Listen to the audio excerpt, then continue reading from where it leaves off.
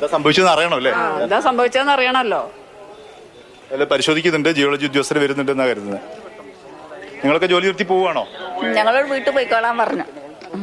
അല്ല കല്ലത്തന്നെ ഞങ്ങൾ പേടിച്ചാരണ്ടാ നിൽക്കുന്നപ്പോൾ ചൂരൻ നടന്ന ഇത് അറിഞ്ഞുകൊണ്ട് എല്ലാവരും വിളിച്ച് പറയും. ഞങ്ങളുടെ വീട്ടിൽ ഇങ്ങനെ പാത്രങ്ങളൊക്കെ ഭയങ്കരമായ ശബ്ദം ഉണ്ടായി, മേലെ എന്തോ കിലുങ്ങിന്ന് പറഞ്ഞു. അമ്മ പ്രായമുള്ള അമ്മയായിരുന്നു. അപ്പം ഇനിയിപ്പോൾ പോയി നോക്കിയാലേ എന്താണെന്നുള്ളത് അറിയുള്ളൂ.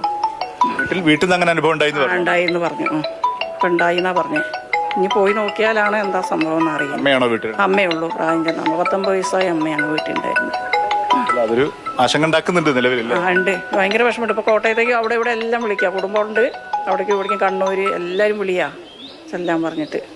പിന്നെ മോനെ ഇവിടെ ഇല്ല, മോനെ കാണാനുള്ള ആഗ്രഹമുണ്ട്. തീർച്ചയായും തൊഴിലുറപ്പ് തൊഴിലാളികൾ അവർ ജോലി അവസാനിപ്പിച്ച് വീട്ടിലേക്ക് മടങ്ങുകയാണ്. നേരത്തെ തന്നെ അവരോട് ജോലി അവസാനിപ്പിക്കാൻ വേണ്ടിയുള്ള നിർദ്ദേശം നൽകിയിരുന്നു. അത്തരത്തിലുള്ള മുൻകരുതലുകളാണ് ഇപ്പോൾ എടുക്കുന്നത്. മറ്റ് ഉദ്യോഗസ്ഥർ, ഇപ്പോൾ ഞാൻ സൂചിപ്പിച്ചത് village officer, Nenmeni village officer ഉണ്ടായിരുന്നു. അദ്ദേഹം നാട്ടുകാരിൽ നിന്ന് ലഭിച്ച ഫീഡ്ബാക്ക് മാത്രമാണ് അദ്ദേഹത്തിന്റെ കയ്യിലുള്ളത്. അദ്ദേഹം അത് വെച്ചാണ് നമ്മോട് സംസാരിച്ചത്. ശാസ്ത്രീയമായി ഈ വിഷയത്തിനെ അനലൈസ് ചെയ്യുകയാണ് വേണ്ടത്. ആ കാര്യത്തിലുള്ള ശാസ്ത്രജ്ഞരുടെ ഇടപെടലാണ് ഉണ്ടാവേണ്ടത്. അവർ ഇവിടെ എത്തി ഇവിടുത്തെ ഭൂമി ഘടന പരിശോധിച്ച് അത്തരത്തിലുള്ള വിശദീകരണമൊക്കെ ഇനി ഔദ്യോഗികമായി ഇനി വരേണ്ടതുണ്ട്. പരിശോധന വൈകാതെ നടക്കുമെന്ന് നമുക്ക് പ്രതീക്ഷിക്കാം. തീർച്ചയായിട്ടും അത്തരത്തിൽ എന്തെങ്കിലും ഒരു വിശദീകരണം ലഭിച്ചാൽ മാത്രമേ ഈ ആശങ്കയ്ക്ക് ഒരു അവസാനമാകൂ എന്നാണ് കരുതുന്നത് എല്ലാവരും.